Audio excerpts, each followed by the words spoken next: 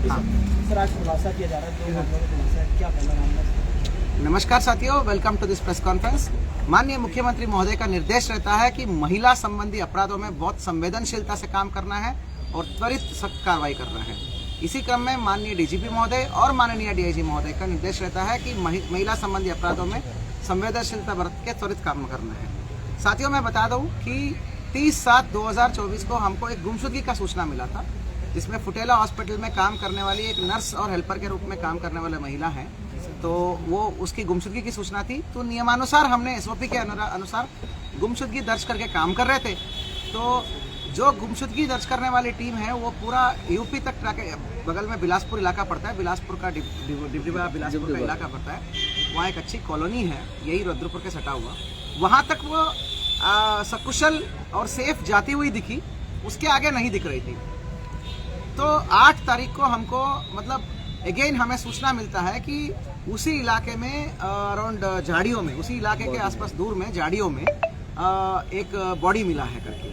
तत्काल हमें डाउट था कि उसी का बॉडी तो नहीं है, और भले घटनास्थल यूपी का हो जहाँ बॉडी मिला हो, सब कुछ हो, फिर भी हमारा उत्तराखंड की पुलिस टीम फुल ताकत के साथ, हमारी SOG, canine unit, forensic unit, सारे ऑफिसर्स सब वहाँ पे पहुँच गए और उस महिला का ही बॉडी निकल गया। तो पर हमने कभी भी इसको ऐसा नहीं देखा कि ये उत्तराखंड का नहीं है, यूपी में क्राइम हुआ है, उधर ट्रांसफर करने के, ऐसा काम हमने किया नहीं। पूरी तत्परता के साथ, पूरी ताकत के साथ, पूरी मेहनत के साथ, समस्त संसाधनों को लगाते हुए हम उस केस में लगे रहे। तो कुल मिला के हमने वो सारी चीज़ें करना था, जैसे हमने हमारा ही जगह पे हुआ हो ऐसे ही हम नियत से हम काम करें। तो पोस्टमार्टम में बहुत क्लियर कॉज ऑफ डेथ नहीं आया है, तो अनसर्टेन करके कॉज ऑफ डेथ आया है, परंतु जो वहाँ पर घटनास्थल में जो परिस्थितियाँ थी, जिस तरीके से उसकी बॉडी हालत में मिला और कुछ सामान, महिला के सारे सामान गायब थे, उसका पेशकीमती सामान गायब था, जिसमें आपका पर्स है, आपका गहने हैं, फोन है, सब गायब था। तो हमें लगा कि ये केवल ये कोई ऐसा हत्या नहीं है, जो नफरत वाला हत्या इतनी आसानी से नहीं बोल सकते, या फिर कोई एक्सीडेंट नहीं बोल सकते, सुसाइड नहीं बोल सकते, ये तो मामला कुछ संगीन है करके हमें बिल्कुल जानकारी नहीं था। तो इसी एंगल पर हम काम करते हुए हमारी लगातार पुलिस टीम जो है, हमारा एसएचओ रुद्रपुर मनोहर डसोनी, विशेष रूप से एसएसआई अशोक कुमार और हमारा एसओजी का पाटाखंड पूरी टीम है। तो देवर ऑल लेड बाय निहारिका, जो एएसपी है, हमारा लेडी ऑफिसर है, बहुत उसकी नेतृत्व में बड़ा अच्छा काम हो रहा है। और एसपी क्राइम हमारा SP city Manoj Katyal, SP crime Chandru, all this 3 officers took the lead, लगातार घटनास्थल पर चले गए और वहाँ पे टीमों को नेतृत्व करते हुए काम किया। तो हमें ऐसा जानकारी में आया कि जो महिला का फोन है वो कहीं राजस्थान साइड में चलने की सूचना आई। तो इससे क्लियर था कि ये जो कातिल है वो उस महिला का फोन चला रहा है। ये तो क्लियर है कि महिला का फोन चल गया दूसरे सिम से। तो परंतु ये कैट एंड माउस गेम चलता रहा। वो बड़ा शातिर था, तो कभी ऑन करता था, कभी ऑफ करता था, तो जगह जगह लोकेशन बदलता था। अल्टीमेटली टेक्निकल और मैनुअल के आधार पर वो व्यक्ति का हमने शिनाख्त कर दिया। तो ये बड़ा जटिल केस था, इसको सॉल्व करने के लिए हमें सीसीटीवी एविडेंस और टेक्निकल एविडेंस का ज़्यादा रिलाई करना पड़ा। सीसीटीवी में एक व्यक्ति, जब वो अकेली जा रही होती है, काफ़ी धीरे से पीछे से पीछा करता हुआ एक व्यक्ति दिखता है, उनको हुलिया सब कुछ साफ आ रहा है, परंतु घटना नहीं दिख रहा। वहाँ पे यूपी वाला घटनास्थल में जहाँ पे भी है, वहाँ यूपी में 1-2 फुटेज अवेलेबल है जहाँ महिला जा रही है अपने आप से और पीछे ये जा रहा है। तो फाइनली इसको ट्रेस आउट करने पर इसके पूरा घटना जो है हमें खुलासा मिल गया है। घटना ये ऐसा होता है कि ये क्या काम करते हैं, लकड़ी का काम करता है। ये बिल्कुल दिहाड़ी मजदूरी भूसा लकड़ी का काम करता है, यूपी का बिलासपुर क्षेत्र में, कभी कभी रुद्रपुर क्षेत्र में ही है। ये किसी रहने वाला कहाँ का, बरेली का मूल रूप से रहने वाला है। किसी भी रूप से इस महिला को जानता है। मैं एक और बात बता दूं, किसी भी रूप से ये इस महिला को जानता तक नहीं, पर क्या है, नशा करता है। शाम होते ही वो नशे का आदी हो गया है। और यूपी का डिब्डीबा क्षेत्र है, वहाँ पर बिलासपुर थाना क्षेत्र में पड़ता है, यूपी का क्षेत्र है। वहाँ बहुत सुनसान इलाके में ये महिला को देखा। इसका नियत और जो है वासना बहुत खराब था, उसकी नियत भी खराब था। उसको ये दिख गया कि अकेली जा रही है, इसको कुछ कर देंगे।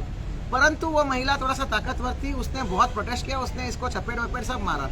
तब उसने पूरा नीचे लेकर उसको बहुत ओवरपावर करके, गर्दन दबाकर, उसको सर पे चटक के, वो सब करके उसका गले को चुन्नी से बांधा, स्कार्फ स्कार्फ उसी की महिला का स्कार्फ है जो वो पहनती है काम के लिए, काम करने के लिए पहनती है, उसी की स्कार्फ से उसने गला घोट के हत्या कर दिया और बर्बरता से हत्या कर दिया और साथ में बलात्कार भी किया। बलात्कार को अंजाम देने के बाद हत्या करा, हत्या करने के बाद उस महिला का सारा सामान लेके चला गया। परंतु उस पूरे एरिया में बिल्कुल घटनास्थल के पास कोई सीसीटीवी नहीं है, पीछे तक था जहां पर मतलब 200-300 मीटर पीछे तक था, वहां पर वो अलग और ये अलग जाते हुए दिख रहे हैं।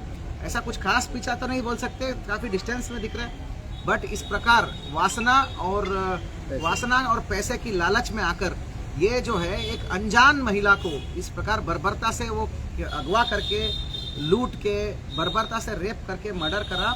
ये आईपीसी सेक्शन का सबसे घिनौनी धारा में आता है, रेप विथ मर्डर। इसका एक ही सजा है, सजाए मौत। मैं आपको बताता हूँ, ये धारा ऐसा धारा है, अगर आप रेप विथ मर्डर पारित करते हैं तो वो सजाए मौत है, एंड उसी प्रकार लूट विथ मर्डर पारित करते हैं वो भी सजाए मौत है। दोनों तरफ से देखा जाए तो ये सबसे बर्बरता वाली क्राइम है।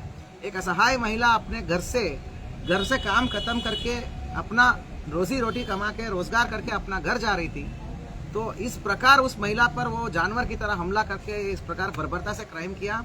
इस क्राइम को जो है सामाजिक रूप से भी बहुत ही बेरहमी वाला क्राइम है, इसको हम कभी इसको बख्शेंगे नहीं, इसको तत्परता से और इन्वेस्टिगेशन करेंगे, हर एक सीसीटीवी सीडीआर एविडेंस मिलाएंगे। जब उस महिला को लेके चला गया, महिला का फोन लेके जब चला गया और उसकी सारे पेशकीमती सामग्री, बहुत सारे चीजें हैं जो अभी बरामद होनी है, तो ये काफ़ी चीज़ें इनपुट दे रहा है, पर लिमिटेड टाइम में वो बरामद नहीं करा पाया। फ्यूचर में हम पीसीआर में हम कोशिश करेंगे कि कुछ और भी महिला का जो मिसिंग सामग्री है उसके बारे में इसको पूछताछ करके अग्रिम कार्रवाई भी करेंगे। तो इसी के अनुसार ये बोल रहा है कि कहीं पे महिला का फ़ोन का लॉक खोला है, उसके बाद उसका सिम डाला है और वो सिम डालते हुए अपना चला रहा था, उसके बाद उसकी फ़ोन को भी गायब कर दिया। वो कहाँ गायब कर दिया अभी और जाँच का विषय है। तो कुल मिला के हमने क्या क्या सामान बरामद कर दिया। ये जो अभियुक्त है इसका नाम है धर्मेंद्र कुमार पुत्र पूरण लाल, निवासी जो है तुरसापट्टी थाना शाही जनपद बरेली का रहने वाला है। लकड़ी भूसा का काम करता है। हवस और नशे की इसमें चपेट में आकर हवस और लूटपाट करने के इरादे से इस प्रकार जानवर की तरह बर्बरता से हत्या कर दिया गया है। इसमें नियमानुसार ये सब कार्रवाई होने के बाद जब है हमने इसको गिरफ्तार किया। गिरफ्तार करने के बाद इसी की निशानदेही में अभियुक्त से जो है अभियुक्त जो धर्मेंद्र जो उस समय घटना में पहना हुआ कपड़ा, वो सब इसी की निशानदेही में बरामद किया। साथियों, ये क्लियरली दिख रहा है कि वो कौन सी कपड़ा पहन के जा रहा था, वो टी शर्ट और वो सब ना, वही टी शर्ट हमने बरामद कर दिया है। इसमें अभियुक्त धर्मेंद्र का मोबाइल फोन, इससे क्लियर प्रूव हो रहा है कि ये घटनास्थल पे था उस दौरान, उस वारदात की टाइम में यही घटनास्थल पे था। ये पूरा इसकी लोकेशन और फोन से क्लियर हो रहा है। इसकी वाइफ, क्या नाम है इसका, खुशबू के नाम पे फोन का सिम रजिस्टर्ड है। वो सारा लोकेशन उसी घटनास्थल में वही आ रहा है। इसकी सिम भी बरामद हो गई। तकनीकी रूप से ऐसा केस बनाएंगे, इसको सजाए मौत की तक पहुंचना ही हमारा जिम्मेदारी है। इसमें मैं इस अनावरण की टीम को बहुत बहुत धन्यवाद और बधाई देना चाहता हूं। इसमें हमने 302 की बढ़ोतरी तो करा ही करा है, और रेप विथ डेथ का बढ़ोतरी हुआ नहीं है तो उसको भी बढ़ोतरी कर दिया। लूट विथ डेथ वाला भी एक होता है, वो एक अलग धारा है, लूट विथ डेथ का, वो धारा भी बढ़ोतरी होना है। 302 तो होना ही है। तो कुल मिला के आईपीसी में सबसे संगीन और सबसे खतरनाक 3 धारे हैं, 302, लूट विथ मर्डर और रेप विथ मर्डर। ये तीनों धाराएं इसमें जुड़ी हैं। तो ये जो है बेहतर इन्वेस्टिगेशन के टीम को मैं कैश रिवॉर्ड देता हूँ 2000 रुपये का। परंतु बड़ा दुख की बात है कि जो ये समाज है हमारा किस तरफ बढ़ रहा है। इस प्रकार जो है ऐसी घटनाओं को आप अंजाम देते हैं तो कहीं ना कहीं एक विचार विमर्श का भी एक विषय है ये। ठीक है, सज़ा तो हम दिलाएंगे, इन्वेस्टिगेशन तो हम कराएंगे, परंतु ये बड़ा ही हैरतन और दुख का विषय है ये। तो पूरी टीम में जो यहाँ पर है निरीक्षक आपका डसोनी, निरीक्षक संजय पाठक एसओजी, विशेष नाम बोलना चाहूँगा आशुष कुमार एसएसआई, वो राजस्थान में डटा रहा, जगह जगह जब तक लोकेशन बदलता रहा, जब तक वो मिला नहीं तब तक वो छोड़ा नहीं। अशोक कुमार एंड टीम, और कांस्टेबल महेंद्र सिंह कोतवाली रुद्रपुर में, constable Satish Chandra, constable Bhupendra Singh, constable Rajendra Kashyap, constable Pankaj Binwal, Virendra, Neeraj, Lalit, इन सबका बड़ा अच्छा योगदान रहा है। तो बेहतर अनावरण हुआ है। तो टीम के लिए 2000 रुपये का तो कैश रिवॉर्ड दूंगा, वो तो केवल उत्साहवर्धन के लिए, बट हमारी सांत्वना और हमारी संवेदनशीलता है, हमारा संवेदना हमारा पूरा परिवार के साथ रहता है। हमारा एक कोशिश रहेगा कि इसके बाद भी एक स्पेशल इन्वेस्टिगेशन टीम टाइप करते हैं क्योंकि अनावरण करने से बात रुकेगी नहीं। बहुत सारी एविडेंस कवर बैक करना है और इसको अगर उस मुकाम तक पहुंचाना है तो उसके लिए बहुत स्ट्रॉन्ग इन्वेस्टिगेशन की ज़रूरत है, जिसमें मैक्सिमम टेक्निकल के ऊपर है। CDR, CCTV, 65 भी लेना और वो सारी चीज़ें लिंक करना और जो भी बरामदगी करना, वो सब के लिए एक इन्वेस्टिगेशन स्पेशल टीम बनाने को मैंने SP क्राइम को निर्देश देता हूँ। वो अपने नेतृत्व में ही एक ऑफिसर्स के नेतृत्व में एक अच्छा टीम बनाए और उसको लगातार मॉनिटर उसको ले आओ। मुल्किन को ले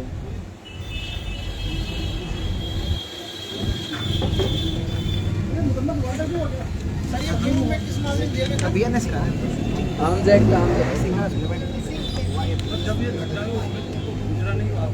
नहीं गुजरा, बहुत सुनसान जगह है।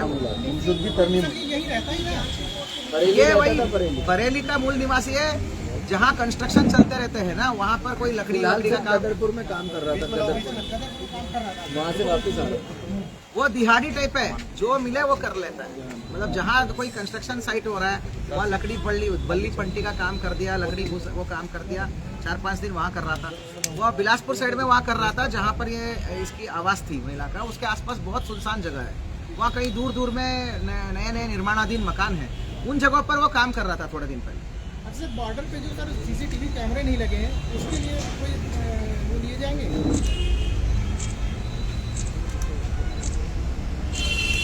हमारा डिब्डीबा बॉर्डर पे CCTV कैमरा लगा है। यहाँ से लेके महतोज तक हमारा 36 कैमरास लगा है जो लाइव है, और इसी से तो आगे ट्रेस किया हमने। अब डिब्डीबा के अंदर बिलासपुर में उनकी कॉलोनी में ट्रेस नहीं कर पा रहे हैं, तो वो तो हमारा इलाका भी नहीं है। उसी से तो हम एक दिन में पहुँच गए थे बिलासपुर तक।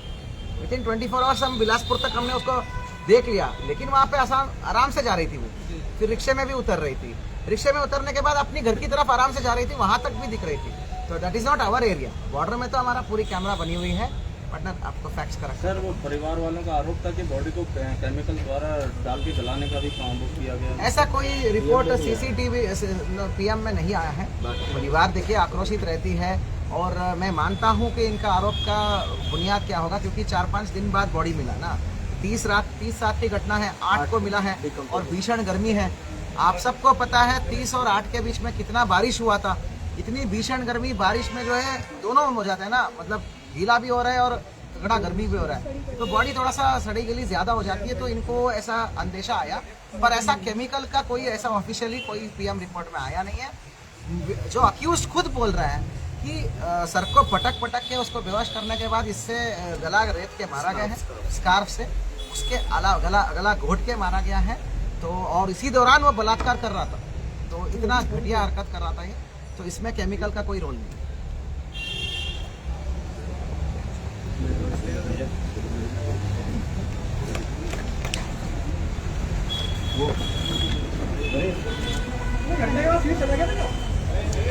घटना के बाद तो उसको वो मिल गया ना, पैसा, वॉलेट। अभी भी साला पैसे के बारे में, वॉलेट के बारे में बता नहीं रहा है। पैसा, वॉलेट, बहुत सारे सामान है। उस महिला जो भी सामान ले जा रही थी, बेशकीमती जेवर वेवर सब लेके आई। उसके बाद बरेली गया, पहले बरेली गया, बरेली के बाद पैसा तो था ही, साला काम क्या करना। राजस्थान गया काम ढूंढते।